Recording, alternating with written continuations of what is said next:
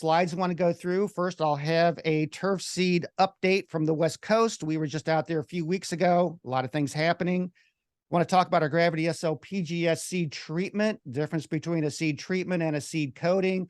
Then we're going to dive into the Turf Tech tool and look how this analyzes, sorts, calculates, ranks, and basically crunches NTEP data on the NTEP website and some practical applications. And if you have any questions as we go along, just contact Susie through chat. We were just out in Oregon here back in June. That's where Oregon, the Willamette Valley in Oregon is the grass seed capital of the world. This sign is out on I-5, right by the Corvallis, Oregon exit.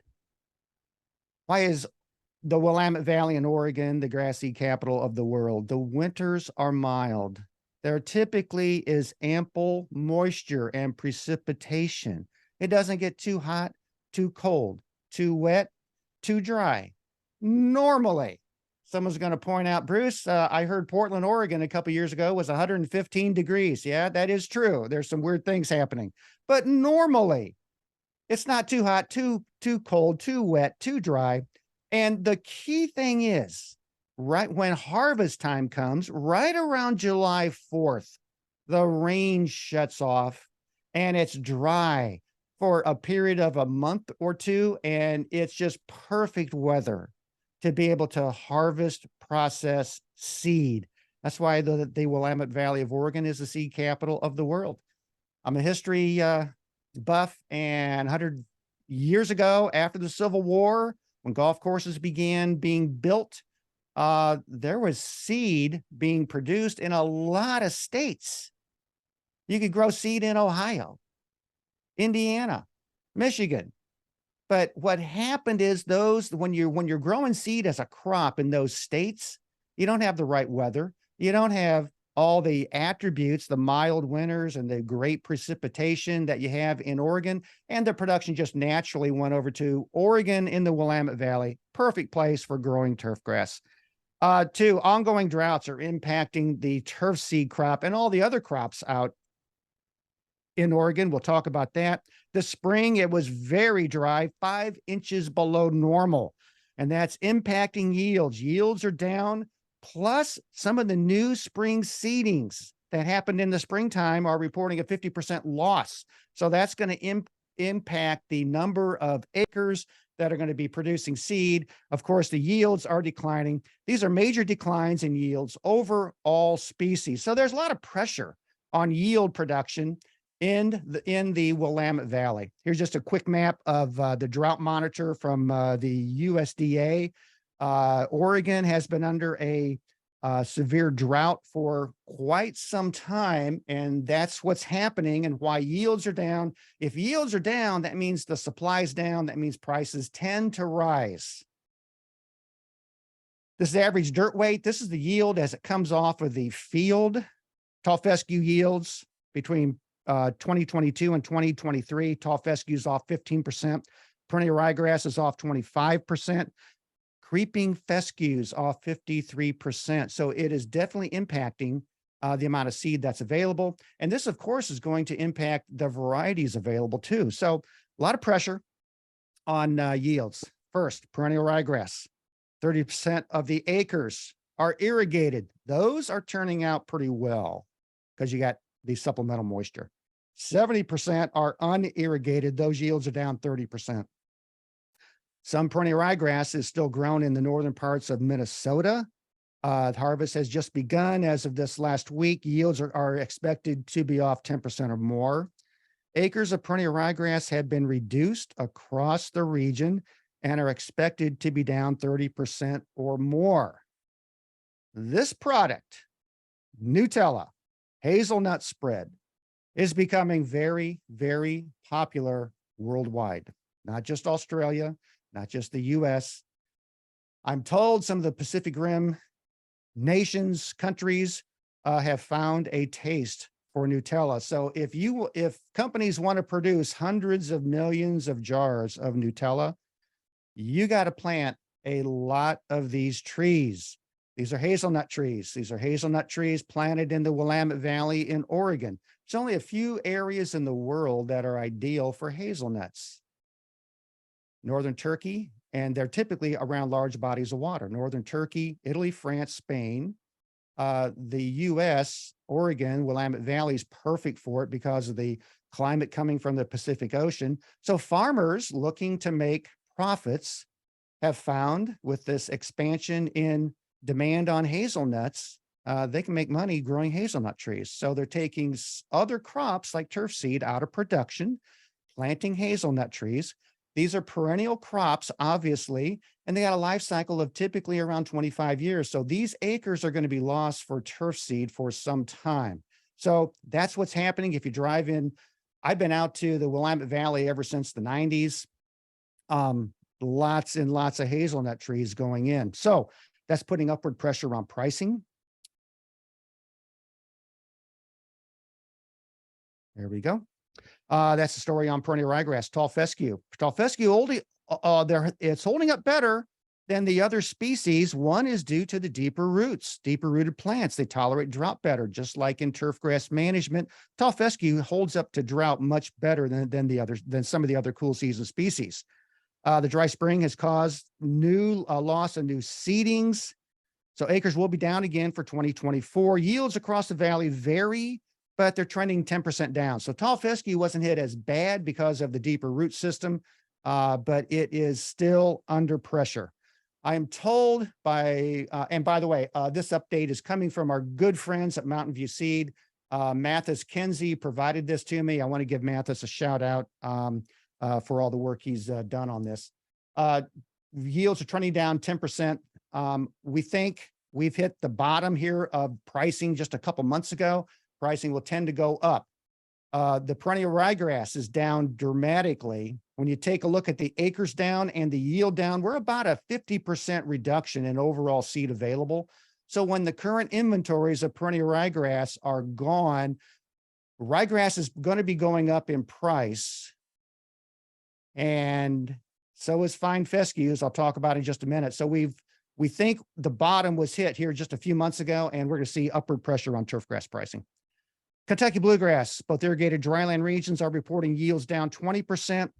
Dryland Kentucky bluegrass had a tough time establishing new acres and has lost many new seedlings. Acres are expected to be down 40% for next year. So again, it's the same story. And then fine fescues. Fine fescues have been a tough crop to get farmers to grow. They don't yield as much seed as like perennial ryegrass does. Acres are down. Farmers are having other options. They can grow hazelnuts. Hops for beer is a big, big thing. Oregon, Northern California is like horticulture heaven. When I was out in Oregon with our team, Susie was with us. You would see signs with these breweries. We only use this certain variety of hops, and another one, well, we only use this certain variety of hops. Really interesting how they get so really dialed in on specific hops out there, but that's what they do. So these acres are down. Fine fescues are going to continue to decline in acres. There is some fine fescues grown up in Canada in the Peace River Valley region. That crop is not looking good. So what's the message here? If you're going to be buying turf seed, I would get in buying early so you get the varieties that you want. And we'll talk about how Turf Tech can help you in just a second. I want to talk about seed treatments and seed coatings because I want to talk about our Gravity SL soluble liquid PGS, plant growth stimulant. That's what we treat a lot of our seed with. And first, this comes up a lot. Seed treatments versus seed coatings. What's the difference? Both enhance seed germination or early plant development and early plant health. It's something you attach to, treat, coat, put on. One of our marketing managers uses the word dip. It's like dipped into our Gravity SL PGS, whatever word you want to use. I love the word dip, by the way. Whatever word you want to use, it's putting something on the seed to increase germination and early plant health. Coatings. There's a lot of coatings. Zeba coatings, red coat. Probably the most famous one is from Barenbrug Yellow Jacket coating. Scott's Retail has one. I think they call it Water Saver or something to enhance, water usage. These are coatings that add bulk density to the seed. Typically, they're going to add about 40 to 50% by weight in a bag of seed. So if you buy a coated seed, a 50-pound bag of coated seed, you're typically looking at about 25 pounds of seed, and then 25 pounds, a lot of that's going to be inert matter. That's what the coating would fall under, inert matter. And then, of course, your crop and weed and those kind of things. But that actually reduces the amount of seed. My message, that coating better be really, really good, because you're only getting 25 pounds of seed in a 50-pound bag. And some of them do have a lot of research, and they're backed up by research. A treatment, on the other hand, does not add any bulk density to the seed. Apron treated seed is probably the best example. It's a fungicide. It's used for damping off Pythium disease. So seed vendors in their mixers and blenders, they will spray on Apron fungicide on seed, and they're only putting a few ounces on per 100 pounds. So it doesn't add to the bulk density. When you buy a 50-pound bag of seed, you're getting 50 pounds of seed. I have another presentation on how to read a seed tag. On reading a seed tag, all of those, guaranteed germination, guaranteed purity, weight on the bag, all of those numbers, those are by definition either minimums or maximums. On seed, weight, that is a minimum. So a 50-pound bag of seed, the minimum guaranteed weight is 50 pounds. What you actually get when you're out at the producers producing seed, they will set their scales so they're slightly above 50 pounds. So you're getting a guaranteed minimum 50 pounds, and you will have, with the seed treatment, these typically add just an ounce or two per 50 pounds. You're within that margin of variation. So you're getting 50 pounds of seed. Our Gravity SL PGS is a seed treatment.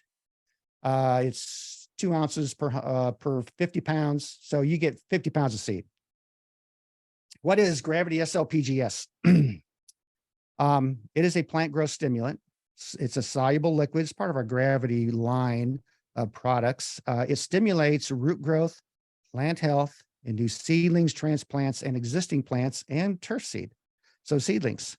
It's 3 plant hormones. Plant hormones do wonderful things to plant metabolism, especially as those new plants are sending out a little root radical and just starting to develop tiny little root hairs. And they're in these horrible environments, horrible soil temperature environments that are not conducive to growth. One is cytokinin,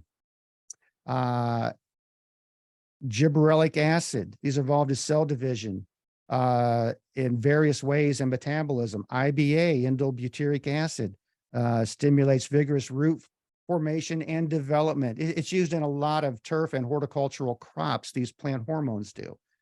What we found, not all seed germinates at the same time. You will see stories of even ours, like our Artemis tall fescue. We got a lot of people on Facebook that buy it.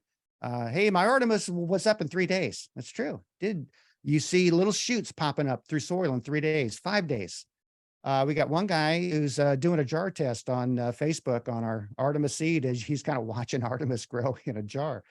All seed doesn't germinate on the same day. So when you say my seed was up in 3 days, well, some of the seed was up in 3 days. Seed actually germinates in a bell-shaped curve. This is on the vertical axis here, and I hope you like my retro chart. I just went retro with graph paper and a Sharpie pen. Percent germination on the vertical axis, days after seeding on the horizontal axis, tends to grow in a horizontal or a bell-shaped curve. The early ones start off in just a few days. Then you got the majority of them, then the laggards towards the end.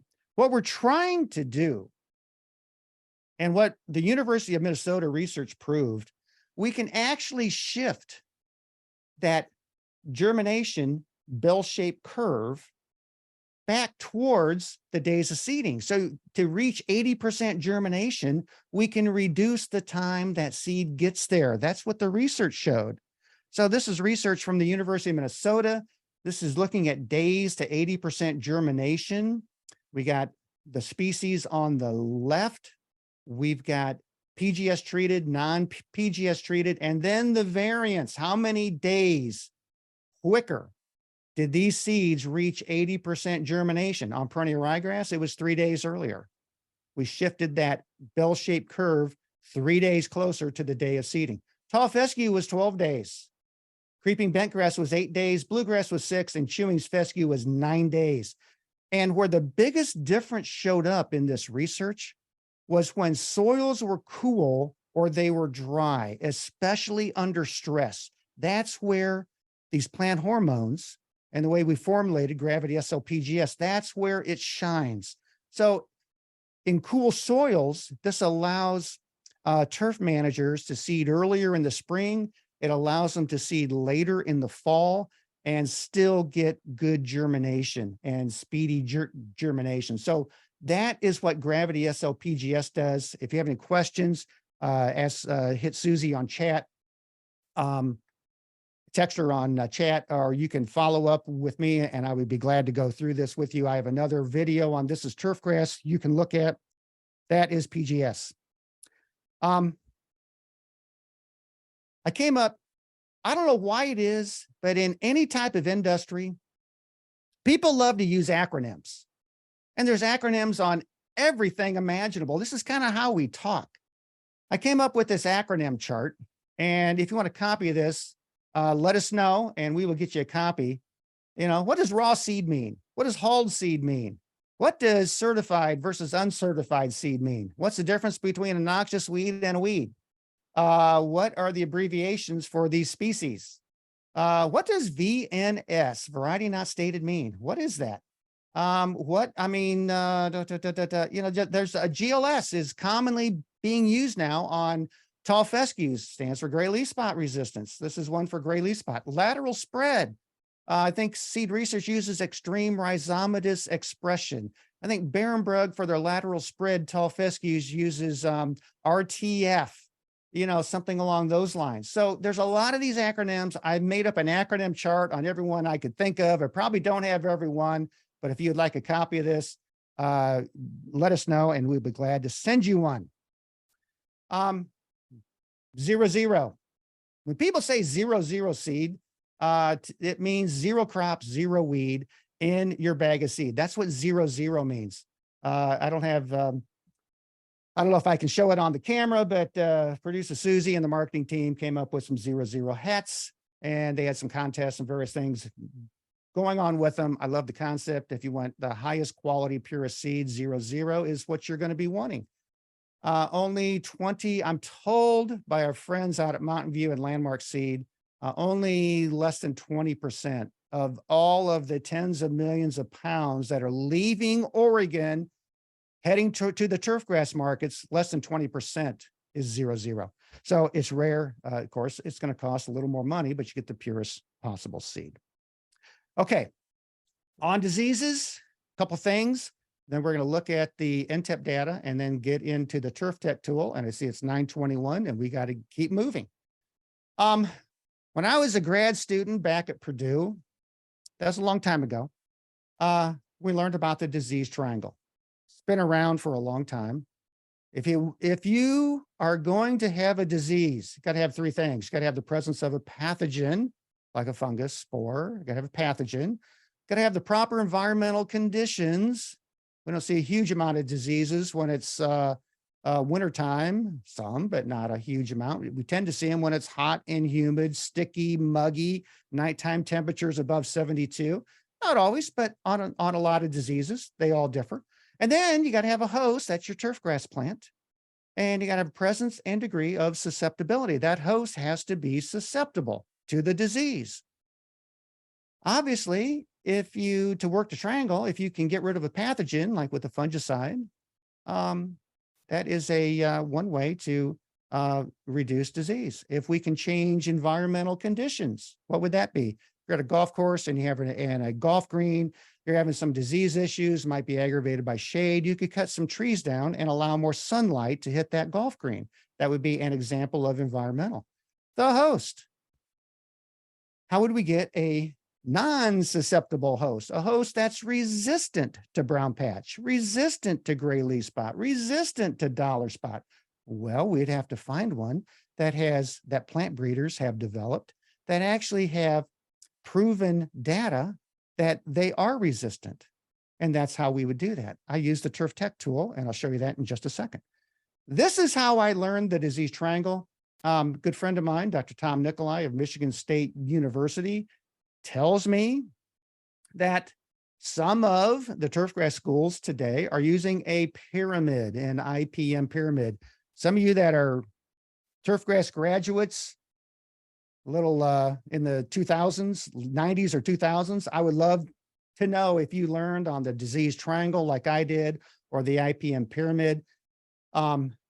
I do love the pyramid concept because it's talking about the overall site conditions. That would be a little bit like environmental, but it's more than just environmental, soil and texture and chemistry and those kind of things.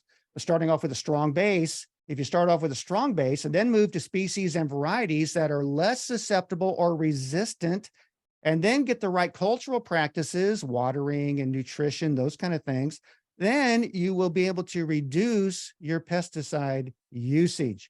Again, the key thing is, how would you be able to find a turfgrass variety that is less susceptible to disease? That's a question I would ask all of you to think about. How would you do that? Call your turf seed sales rep? That's fine. I love that. We love people, you know, I've dealt with so many people in the turfgrass industry. Some of these actually study and use NTEP data and pour over charts. That's somebody I would trust. There's others that, you know, you can just tell whatever's in their warehouse is what they want to sell. So it all depends on the vendor. I want to work with vendors I can trust and people that use data to make high quality decisions. I have been so tired. This is back in the late 90s when I started doing all of this with database selling. I'd buy a ryegrass that I was told was rust resistant. In northern Indiana, where I am, contractors, landscapers were putting in bluegrass, ryegrass lawns. And late August, when the growth slowed down, I'd walk across these lawns and my shoes were orange from rust pustules. And then I was told some varieties were dollar spot resistance. And I went out and looked at the bluegrass. They had hourglass lesions all over the blades. And I'm like, what is going on? And that was kind of the impetus of getting into the National Turfgrass Evaluation Program and data. I put up this cute little slide here looking at big data. It can be a little scary, intimidating. I got a whole story behind this, but it's not, with a little bit of work. Just as an illustration, Susie, one day I had a jar of M&Ms out and I was thinking about all these M&Ms and turf seed data. Typically, when people want to look at turf seed data, your M&Ms look like this. And I made the point when we use the Turf Tech charts, you can make M&Ms look like this, so you can actually make sense out of them. I don't know if people find that humorous or stupid. I can't see you and read your faces and body language. I just thought it was a good illustration. Turf Tech will take the NTEP data, filter, sort, count, rank, evaluate, and calculate. So I did this with M&Ms. I'm going to head to Turf Tech on the next slide. Actually, the next spreadsheet. I want to give a shout out to my good friend, Ben Worley. Dr. Worley is a turfgrass professor at Texas A&M University. A long time ago, this is from a paper he wrote in Hort Science 2011. I think I met Ben in 2012 at one of our academies. In this paper, he actually was one of the, not the first to use, but the first to publish a turf performance index. And I'll show you what that is in just a second. He was the first one. I showed him some of the early versions of the Turf Tech database I was working on, and he gave me some excellent feedback, told me if I could figure out how to do what he did in this paper on a very small scale, if I could do that on a spreadsheet like 1 million lines long, 50 columns wide, 20 some million data points, I would have something really special. I took Ben's advice, and 3 years later, the Turf Tech was patented. 4 years later, Turf Tech was patented, and here we go. So I just wanted to give a shout out to Dr. Ben. Okay. Here's the NTEP turf, the National Turf Grass Evaluation Program, largest database in the world. It's published, replicated, it's peer reviewed. Most of the land grant universities participate in rating turf seed. If you want to know which turf seed varieties have the most resistance to disease, this is a good place to get your data. You click on this, go over here to, they got some updates and news issues going on. I always click over here. These are all the grasses that they have data on. Cool season grasses, a bunch of them over here, the warm season grasses and types. Yeah. For the illustration, I think I'll stay with tall fescue just to show you how this works. But everything I'm showing you on tall fescue applies to all the other species. You'll get the idea, I think, pretty quickly. So let me click on tall fescue. The 2018 National Tall Fescue Test is the latest one that is out. The 2022 data just dropped about a month ago. I've got 19, 20, and 21 loaded up in Turf Tech right now. I want to show you. So if you just click on this, let me just click on the latest one. Click on the latest one. You got all of these attributes over here. If you want to know, let me just color. Click on this, and here's color for overall genetic color, color in the winter, fall color, September, October, November, December. And if you click on these, you're going to see rows and columns of data, all of this data. See all that? That is a lot of data that we're going to be looking at. So there we go. Get that menu bar out of my way. So you can go through these. Here's leaf texture, density scores, spring, summer, fall density. You can just see by looking at this data, it's going to be hard to find out which ones are the most dense, which ones are the least dense. Diseases, lots and lots of diseases. Brown patch, warm disease. We got in the latest 2022 report, we got 3 states reporting. And you got to go through here and make some calculations. It's going to take a while to do that. So let me just show you this. This is spring green up. Not spring green up. I want to look at seedling vigor. When I said spring green, that is going to be in the first one right over here. And go back real quick. Seedling vigor is done in the first year because they're looking at getting these plots established. There's seedling vigor. Here's your seedling vigor scores. Oh, look at that. Kentucky 31 at the top. Everybody knows Kentucky 31 is a fast germinating tall fescue, but it's not really turf quality. So the question is, are there any others that are as fast as Kentucky or K31? That would be very interesting to know when it comes to tall fescues. So this is the data. You look at these states over here. Let me move over here to Turf Tech. Look at this. This is the Turf Tech tool. And I've got the same one, seedling vigor, posted here. That's the same as this chart right over here. Same states, same varieties, same everything. If you take these and you ask the question, look at the first state. If you look through here and find the maximum score, do some calculations, find the highest score. I see some 5s, 5.3s.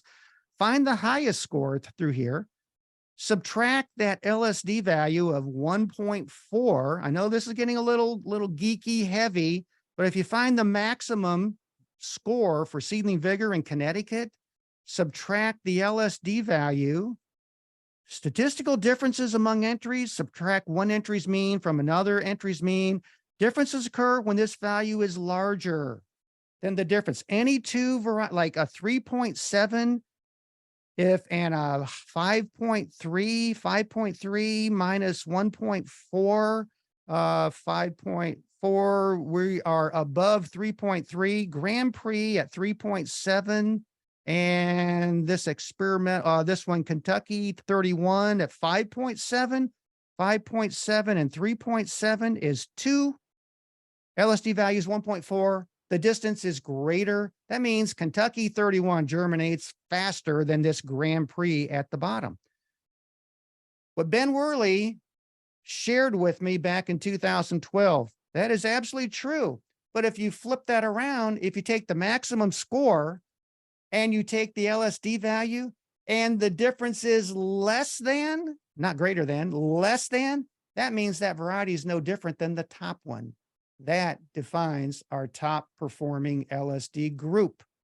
And to show you all that, we go right here. The 100, that's Connecticut. That's the same state. There's all the tall fescues in that NTEP trial. I know it's a little geeky.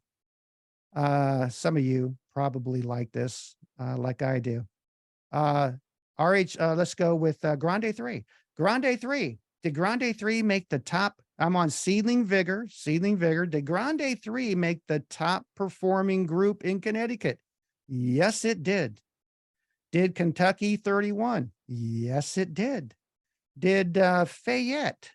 That's from DLF. It's listed as a standard from DLF. That did not. That did not. What's another one down here? Essential from DLF did not. But there's some from DLF that did. And then you go, did it make the top group in Indiana? That's down at Purdue. Did it make it in Kentucky? Did it make the top group in Nebraska? Did it make the top group in Utah? Those were the states listed on that NTEP trial right here. There's your states. Did it make it? Yes or no? We got 5 states. Oh my gosh, 4. 4 of 132 tall fescues made the top performing group, meaning they're Kentucky 31 is one of them. They're just as fast in germinating as K31 is. RH1, by the way, is an experimental from Proceeds that did not yield enough pounds and never made it to commercial production. Raptor LS from Mountain View made it in the top group. It's just as fast as K31. And Grande 3 from DLF or Seed Research made the top group. There are 2 available that made the top group. So in a practical application, all I have to do is go buy Raptor LS or Grande 3, put it into our tall fescue blends, and we will be able to provide customers with a fast germinating tall fescue. That would be how that works. Bonfire from Barenbrug missed 1 state, but it picked up the other 4 state. That gets a TPI score of 80%. That's pretty good. That's pretty good. I would take that. Avenger 3 from Mountain View, 80%, not bad. So if we want fast germinating tall fescues, I'll get to brown patch in just a second. Fast germinating tall fescues, here is the list from the latest generation of tall fescues, the best available on the market. Watch when I scroll down here. We're in the 60% range, meaning they missed 2. We're in the 40% range on seedling germination. Here's the 20% range. Rowdier from DLF, it only hit 1 state in the top group. It missed the other 4. It's a little slower. We had 1 from Raptor LS from Mountain View, had 100% score, meaning it hit the top group in every single state. Firecracker GLS hit 0. Now, that doesn't mean you can't use Firecracker GLS. We use that in some different products because it is outstanding on gray leaf spot. It has lateral spread technology. So there's other things that we could use some of these varieties for, but not for fast germination. So let me do another one. That's how this works. I'm looking at the state charts. Let's look at another one. Let's look at brown patch. We're looking at brown patch here, brown patch warm, the standard brown patch trial. Okay, we got a bunch of states. How many states did testing? We've got 9 states. We got 3 years of data. The highest score was 92.3. They missed 1. When you think about all these different conditions across all these different states, different soil types, different phosphorus levels, different potassium levels, different weather patterns, different min-max temperatures, different humidity at nighttime, different water quality, different everything. When you can hit this many states over 3 years and you're at 92.3% like Capitan from DLF or Degas from Lebanon, that's really good. And you start scrolling down here, you can start seeing your brown patch scores. If you're interested in brown patch, here's Titanium GLS from Mountain View at 76.9. What's the total range of scores on brown patch? Well, it goes down to 0. Grand Prix didn't hit it one time. That means there literally are more brown patch lesions on these plots for a variety like Grand Prix than there is for a variety like Degas from Lebanon. So it's important if you want to, let me just go back one time. If we want to find the right species and variety that is resistant to disease, we hop on these charts and we can find that very, very quickly because some vendors have some that are outstanding. Let me just choose one while I'm here. Let me choose one with a lot. DLF, SRO has quite a few. Here's from one company, all the varieties listed in the latest NTEP trials. Oh my gosh, Capitan at 92.3, highly resistant. Bentley, that's 46.2. Not quite as much. So that's why it's important to be able to select varieties that are going to give you the disease resistant that you want. That's brown patch. Let me show one more here. Brown patch. I use this example, Tifula blight, gray snow mold. Yeah, there's Tifula blight. And let me get all the vendors here, not just DLF. Kind of showing you how this thing works. Tifula blight, gray snow mold. Yeah, there's data on gray snow mold. 100%. There was a study done in Pennsylvania. There's a bunch of them that are 100 made the top group. Good. And there's a bunch that did not make the top group. Okay. There's a bunch of them. More did not make the top group. How many were in the top group on Tifula blight? Go over there real quick. The top group is 40 out of 132 made the top group on gray snow mold, Tifula blight. I don't think I've ever gotten one call from our sales team. Hey, Bruce, we need Tifula blight resistant tall fescue. It's just not a thing. Maybe if you're up in Minnesota, you got piles of snow, you got an issue where you have Tifula blight. So my point in showing this is all of these attributes, and there are, I think I counted total attributes in the latest NTEP trial. There's your attributes right there. That's a bunch. I think it's around 45 or 48 attributes. They're all interesting, but they're not all important. What matters is what do turf managers require?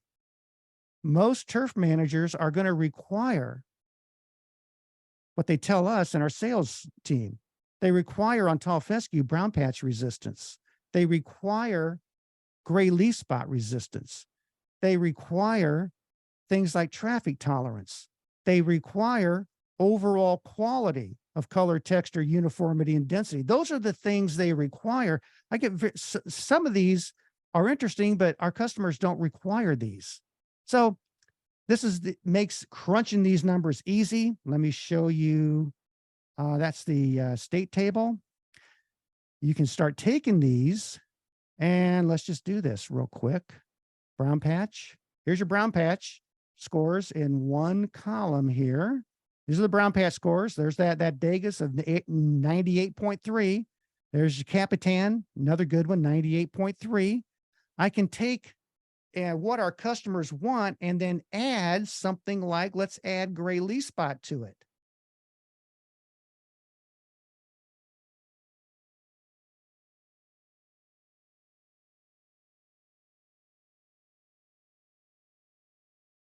There you go. Okay. So now we got brown patch and gray leaf spot. Look at that. Capitan, 93.8 on brown patch, 33.3 on gray leaf spot. Overall score's good, but it's something a little bit weaker on gray leaf spot. So if I were to just knowing just with these two columns here, if I chose to plant something like Capitan or Serenade, I'm going to have excellent brown patch resistance. Gray leaf spot, I might want to keep my eye on gray leaf spot. Might want to keep anything culturally we can do for gray leaf spot, fungicide that's effective on gray leaf spot. That's how I would use this. Let's keep scrolling down here. Here's an interesting one. Here's one, 100. Copious from site 100% on gray leaf spot, only 18.8 on brown patch. That would be the opposite of the Capitan at the top. Some are good for some diseases. They're highly resistant, but not others. So this gives you, as a turf manager, insight into ways you can manage your turf grass. We can add another one. People don't want their seed to be slow out of the ground. They want it to be fast. So let's add seedling vigor to the score. Here's seedling. And we can keep doing this for everything our customers care about. This SR 8700 and 81.3, 100, 83.3. Not bad. We can look at this Degas from Lebanon. Great on brown patch, great on gray leaf spot. It is slow to jump out of the ground. Probably need some Gravity SL PGS or something to make sure those conditions are right. Or culturally, you want to watch your watering and make sure there's watering, nutrition. You got everything optimal for that. Yeah, Rowdier, 68.8 on brown patch, 100 on gray leaf spot, only 16.7 on seedling vigor. So we can keep adding attributes, as many as we want. And that's to get a seed lineup. I actually call this my, I've actually had other people say, hey, you know what, Bruce, that looks like a Moneyball draft chart for like sports teams. It kind of is. These are your draft picks. These are the Moneyball charts. What is it you want? And then how do you find the best players actually you find the highest players at the lowest cost? Which one, how do you do that? This is a great chart to use. So that's what we did on tall fescue. So I did the same thing. Here's a practical application on tall fescues. What our customers require: brown patch, gray leaf spot. Without those two, you don't have much. I don't use Tifula blight. I don't use red thread. There's red thread data. Red thread's easy to deal with. Little light application of nitrogen fertilizer. Not a big deal. Gray leaf spot and brown patch are a big deal because they could really devastate turf grass. They care about how fast the seed jumps out of the ground, that seedling vigor scores. There's various quality regions. Quality is a compilation of color, density, texture, and uniformity. Those four attributes roll up into the quality score. They got quality Northeast, quality North Central, quality West. The thing is, I've been to Oregon a lot. Maybe some of you have. And if you look at tall fescue plots where the conditions are mild, they're optimal, not a lot of nighttime humidity, where the world's greatest region for growing turf grass, most of those tall fescues, few exceptions, but most of them look pretty good. There's not a lot of disease pressure. That's why all of these seed companies typically have research centers across the country where they put pressure. Rutgers is famous kind of being the petri dish of the US for testing seed varieties. So why do I use transition zone? Because the transition region is really hard to grow cool season grass. Some professor, and I forgot who when I first heard this, the transition zone is defined as it's too warm for cool season grasses and too cold for warm season grasses. So nothing really grows well there. And of course, that transition zone has been moving farther north over the last 20, 25 years. But I use transition zone because it's really hard to score high there. So that's the reason I use it. So if you can make it in the transition zone, what do they say, Susie? You can make it anywhere. I think I just channeled the Mary Tyler Moore show from the 70s, but that was before some of your time. Okay. Drought tolerance. Our customers care about drought tolerance. There's drought studies at Utah. We're moving those. And then traffic tolerance. We use those, come up with an overall TPI score. Here's your overall score. Top score on this one came out to be Titanium GLS. Bonfire from Barenberg was number 2. Rover from Landmark was number 3. The overall range of scores, 132 tall fescues. These are at the bottom. Oh, Kentucky 31 actually jumps out of the ground. That seedling vigor really helped its overall score. That's at 46.7. So when I start looking at which tall fescues are we going to use to make sure we get the right species and variety on Dr. Chom's IPM pyramid, I'm going to go right here, start at the top, work my way down, and come up with seed mixtures and blends. So this would be, I come up with a pool starting at the top of the best ones, and I avoid the ones at the bottom. Even from the same seed companies, I avoid those at the bottom. You can just imagine what that conversation's like. And then we start coming up with a pool of tall fescues. And then anytime we are selling tall fescues, I will draw from that pool. And like I did with a product called Artemis, let me get to the seed. I got my slides. Here's Artemis, tall fescue blend. This is kind of famous online with a lot of online turf seed groups. Avenger 3, Spider 2 LS, Titanium GLS. That's the #1 ranking on the Moneyball charts, and Dynamite GLS. So we got 3 lateral spreads. We got great brown patch, gray leaf spot, really good seedling vigor. And that's the rest. So we come up with a product called Artemis based on all those attributes. I would encourage you, if you're going to be wanting tall fescues, and again, this applies to every species, but we're running short on time, but everything like bluegrass, ryegrass, fine fescues, all we do is just click on those species and we do the same thing. So we can find the attributes that we want, that are meaningful, that we need. And then we bring value to turf managers. And that's how we do it. That was, we got 10 minutes left. And I think I got most of the slides I wanted covered. I'm just reviewing producer Susie. Yeah. Are there any chat questions, Susie, right now? Not yet, no. Okay. I would love to hear from you on what your thoughts are on this. The whole point is to find what turf managers are looking for, what customers are looking for, and then using data-based decisions to get our turf managers for the golf sports, lawn care, contractors, commercial, to get them attributes they care about.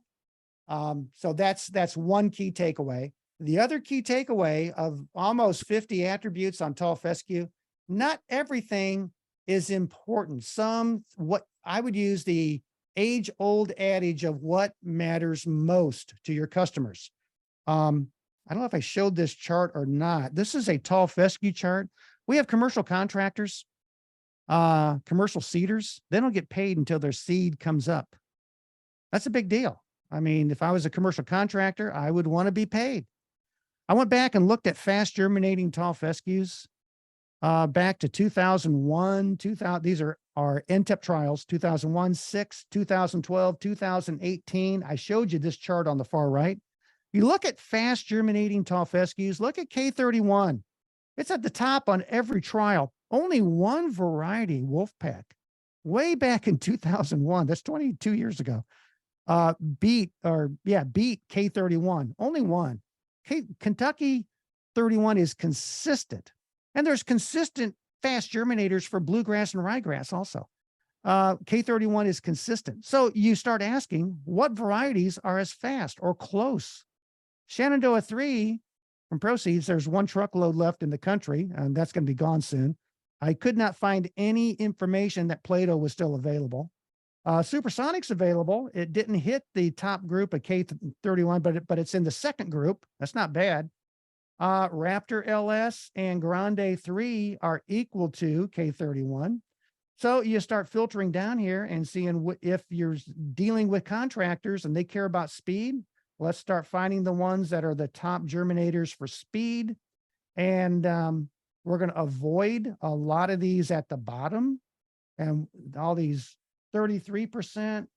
So something like Lifeguard or Fairfield at 33, probably not going to use those.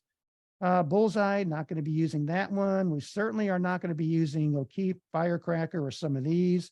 We're going to start at the top and look at Raptor LS, and we're going to look at Grande 3, and we are going to look at all of these to put them in our fast germinating mixes. So that's about enough of that. Anybody have any questions, comments? You want to, I guess, Susie, they can ask and speak up, or they can send you a chat, whatever you want to do. We do have one here. I'll take a sip of my Black Rifle coffee, Susie. Perfect. We have one question here. Any thoughts on helping tall fescue to make it in the summer heat in the Dallas area? So tall fescues, summer heat in the Dallas area. So we have had people grow tall fescue down there. We're pushing the southern limits. So if we were to look at this, what would be applicable in the Dallas area? So I would want to be looking at some of these diseases. Here's a case. Let me do it this way on the TPI table. What's going to affect tall fescue in summer heat? Well, some of these warm diseases are going to be brown patch. There's more states like Delaware, North Carolina in the summertime that had brown patch studies. And by the way, wouldn't it be great if Texas A&M did a tall fescue brown patch study right down there in College Station? That'd be great. We could just go there and look at it. I could even call my good friend Ben Worley. They don't have those because to do testing of all these attributes at all of the states would absolutely cost a fortune, and they don't have that much money. So we use the data we have. I'm going to look at gray leaf spot on here. What else would be good to look at? Density in the summertime across multiple states. That would be helpful. Let's look at, we certainly want to look at the transition zone. That's just a little bit north of Texas, but that would include Oklahoma. And I would want to look at drought stress. That would be a great one to look at. Let's do that. Here is all of the issues, attributes from NTEP that I think would impact tall fescue in Texas. We got 3 brown patch scores. We got a gray leaf spot. We've got a summer density, and these are in multiple states, by the way. Transition zone quality, drought under stress, top scored titanium GLS at 82.2. This triad from Scott's company is close. Serenade from Integra is right up there. So what I would do is use the best available data I have. I would start here. Here's the best attributes. Start at the top, work my way down, find which vendor is going to have the best varieties that are going to match this. We do buy a lot from Mountain View. And if we were just to do a Mountain View quick sort, you'd be getting from Mountain View those varieties, and they are in the 82, 73, 70, 69 range. That's pretty good. And what is the what's the range of scores here? Range of scores go down to 21.5 with Polymar from Orego Seeds. So that's how I would do it. I would call Mountain View and I would look for one of those, a blend with one of these in there. And you could probably guess with those attributes. I've already bought a lot of those varieties, so we could help you out. And there may be somebody else, DLF. DLF probably could. DLF scores, yeah, that they've got some top scores over here above 59. And a lot of these are commercially available. So they're not